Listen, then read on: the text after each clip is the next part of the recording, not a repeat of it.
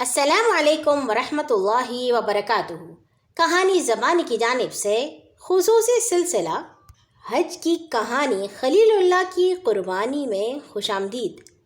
ہم نے سنا تھا کہ اللہ تعالیٰ کے دوست حضرت ابراہیم علیہ السلام نے کس طرح اللہ تعالیٰ کے حکم پر اپنے بیٹے کو بتایا کہ میں نے ایسا خواب دیکھا ہے، اور ان کا بیٹا بھی فوراً تیار ہو گیا، اور ایسے وہ بنے اللہ تعالیٰ کے پکے دوست۔ بیٹے کی قربانی کے کچھ دن بعد حضرت ابراہیم علیہ السلام واپس حبرون چلے گئے۔ وہاں ایک دن وہ اپنے گھر میں بیٹھے ہوئے تھے کہ دو آدمی ان کے پاس مہمان بن کر آئے اور کہا، اے ابراہیم، آپ پر سلام ہو۔ حضرت ابراہیم علیہ السلام نے جواب دیا، تم پر بھی سلام ہو۔ پھر ان دونوں مہمانوں کو بڑی عزت کے ساتھ اپنے پاس ٹھہرایا، جلدی ایک بچڑا ذبح کیا اور اس کا گوشت بھون کر ان کے سامنے رکھ دیا، مگر مہمانوں نے گوشت کو چھوا تک نہیں۔ یہ دیکھ کر حضرت ابراہیم علیہ السلام کے دل میں خیال پیدا ہوا کہ شاید یہ لوگ کسی دشمنی کے ارادے سے آئے ہیں، کیونکہ عرب میں جب کوئی شخص کسی کی دعوت قبول کرنے سے انکار کر دیتا تو اس سے یہ سمجھا جاتا کہ وہ مہمان کی حیثیت سے نہیں بلکہ دشمن بن کر آیا ہے اور کھانا پیش کرنے والے کو نقصان پہنچانے کا ارادہ رکھتا ہے۔ بعض لوگوں نے یہ بھی کہا کہ جب مہمانوں نے کھانے کی طرف ہاتھ نہ بڑھایا تو حضرت ابراہیم سمجھ گئے کہ یہ فرشتے ہیں، کیونکہ اللہ تعالیٰ بعض فرشتوں کو انسانی شکل میں اس لیے بھیجتا ہے کہ کسی بڑی قوم یا بستی کو سزا دیں۔ اس لیے حضرت ابراہیم اور ان کے گھر والے ڈرے کہ شاید بستی والوں سے یا ہم سے کوئی قصور ہو گیا ہے، جس کی سزا دینے کے لیے اللہ نے یہ فرشتے انسان کی شکل میں بھیجے ہیں۔ چنانچہ انہوں نے مہمانوں سے کہا، ہمیں تم سے ڈر لگتا ہے۔ مہمانوں نے کہا، ارے ڈریے نہیں، ہم فرشتے ہیں اور لوط علیہ السلام کی قوم کی طرف بھیجے گئے ہیں۔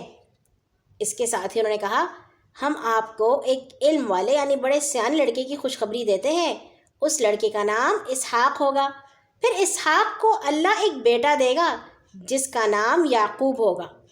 حضرت ابراہیم علیہ السلام کی عمر اس وقت 99 برس کی تھی، یعنی کہ 100 سال سے ایک کم، اور ان کی بیوی حضرت سارہ 90 برس کی تھی۔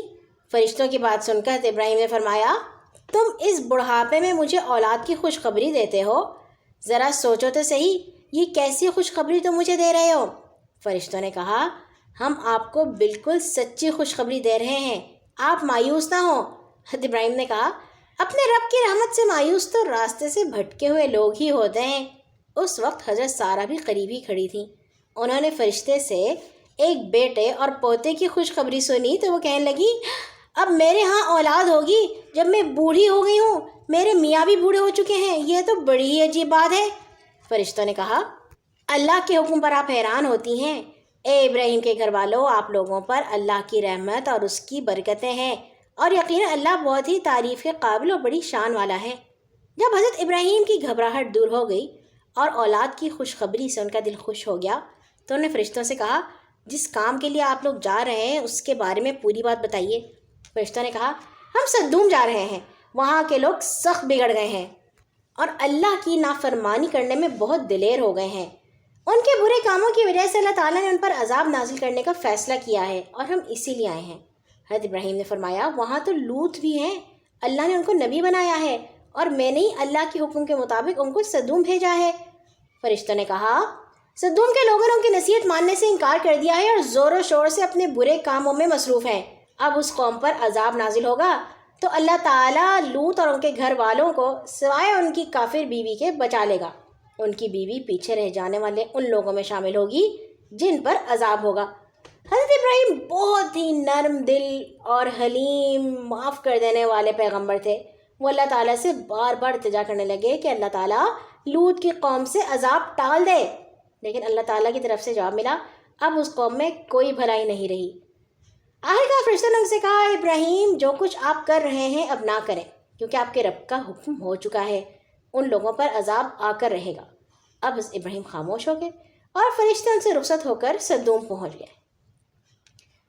وہاں انہوں نے حضرت لوط اور ان کے گھر والوں کو سوائے ان کی بیوی کے شہر سے باہر نکال دیا، دور بھیج دیا، اور شہر سدوم اور وہاں کے بدکار لوگوں کو اس طرح تباہ و برباد کر دیا کہ ان کا نام و نشان تک باقی نہ رہا۔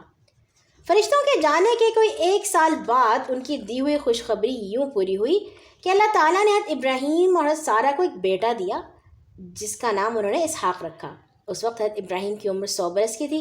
اس وقت حضرت اسحاق کو بھی اللہ تعالیٰ نے نبی بنایا اور وہ بڑے ہو کر ساری عمر شام اور فلسطین کے لوگوں کو ہدایت کا راستہ دکھاتے رہے۔ حضرت ابراہیم اکثر اللہ تعالیٰ کا شکر ادا کیا کرتے تھے۔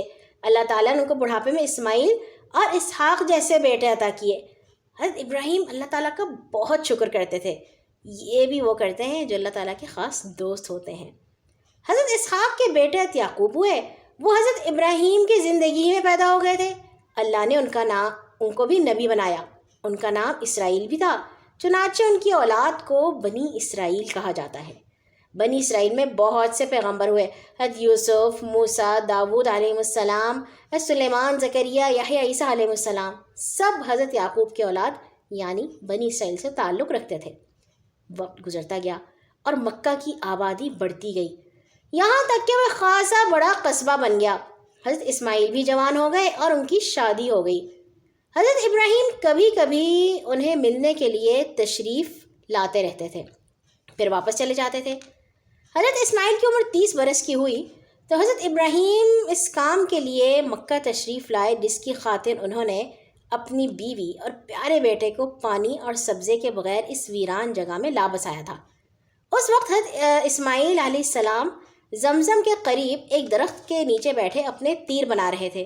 حضرت ابراہیم کو دیکھتے ہی وہ کھڑے ہو گئے، دونوں باپ بیٹے گلے ملے۔ حضرت ابراہیم نے فرمایا، اسماعیل، اللہ تعالیٰ نے مجھے ایک کام کا حکم دیا ہے۔ حضرت اسماعیل نے عرض کیا، آپ کے رب نے جس کام کا حکم دیا ہے وہ ضرور کریں۔ حضرت ابراہیم نے پوچھا، تم اس سے میری مدد کرو گے؟ جی ہاں، میں آپ کی ضرور مدد کروں گا۔ اس پر حضرت ابراہیم نے قریب کی ایک جگہ کی طرف اشارہ کیا اور فرمایا، اللہ نے مجھے یہاں ایک گھر بنانے کا حکم دیا ہے۔ یہ جگہ اپنے ارد گرد کی زمین سے کچھ اونچی تھی۔ اس کے بعد دونوں باپ بیٹوں نے بیت اللہ کی بنیادیں اٹھائیں۔ حضرت اسماعیل قریبی پہاڑی سے پتھر اٹھا کر لاتے اور حضرت ابراہیم انہیں ایک دوسرے کے اوپر رکھ کر جوڑتے جاتے تھے۔ ایک دیوار میں ایک خاص جگہ حضرت ابراہیم نے ایک کالا پتھر جوڑ دیا۔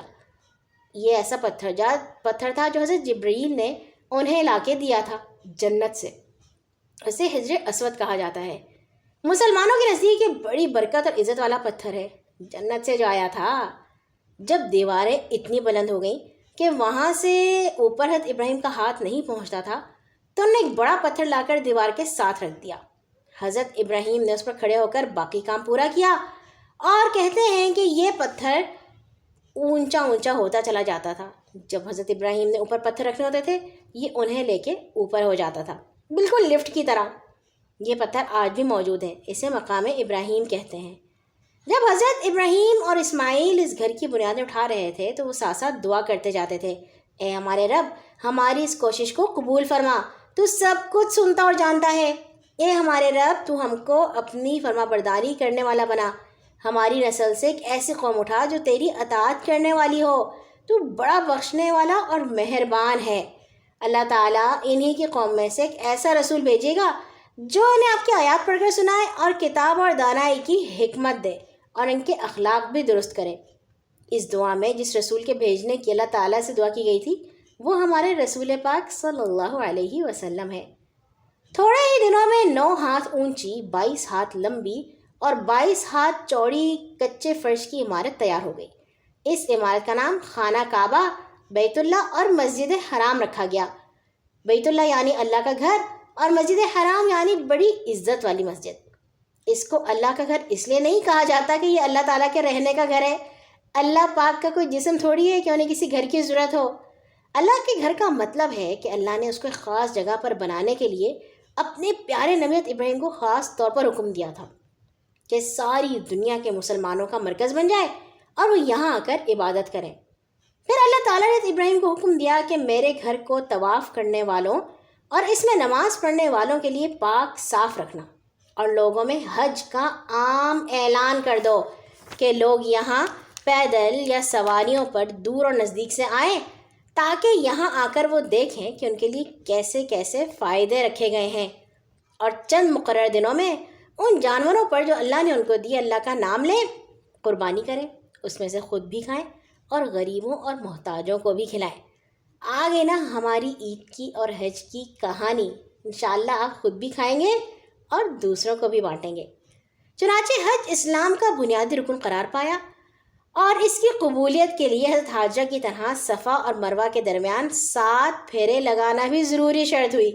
اس طرح اللہ تعالیٰ نے خانہ کعبہ کو ساری دنیا والوں کے لیے ہدایت کا مرکز بنا دیا اور اللہ تعالیٰ نے حضرت ابراہیم علیہ السلام کو اپنا پکا دوست بنا دیا۔ شہر مکہ کے لیے حضرت ابراہیم نے ایسے دعا کی: اے میرے رب، اس شہر کو امن کا شہر بنا، مجھے اور میری اولاد کو بتوں کی پوجا کرنے سے بچا۔ پروردگار، ان بتوں نے بہت لوگوں کو گمراہ کیا ہے، ہو سکتا ہے کہ میری اولاد کو بھی گمراہ کر دیں، جو کوئی میرے طریقے پر چلے وہ میرا ہے، اور جو کوئی میرے طریقے سے پھر جائے تو بے شک تو معاف کرنے والا اور مہربان ہے۔ اللہ تعالیٰ آپ لوگوں کے دلوں میں ایسا شوق ڈالیں کہ وہ اس گھر کی طرف کھنچ کھنچ کر آئیں، انہیں کھانے کو پھل دیں۔ امید ہے کہ یہ تیرا شکر ادا کرنے والے بنیں گے۔ اللہ تعالیٰ نے حضرت ابراہیم علیہ السلام کی سب دعائیں قبول کر لیں۔ آج مکہ مکرمہ ایک بہت بڑا شہر ہے، دنیا کی ہر نعمت وہاں موجود ہے، اور 4000 سال سے اب تک لاکھوں لوگ ہر سال حج کے لیے وہاں پہنچتے ہیں اور قیامت تک پہنچتے رہیں گے۔ خانہ کعبہ کی عمارت بنانے کے بعد حضرت ابراہیم حبرون چلے گئے۔ انہوں نے وہیں 175 یعنی 175 سال کی انہیں وفات پائی۔ ان کی قبر بھی وہیں ہے اور اس شہر کو الخلیل کہا جاتا ہے۔ پیارے نبی صلی اللہ علیہ وسلم فرمایا کرتے تھے کہ میں ابراہیم علیہ السلام کے دین پر ہوں، دین حنیف پر۔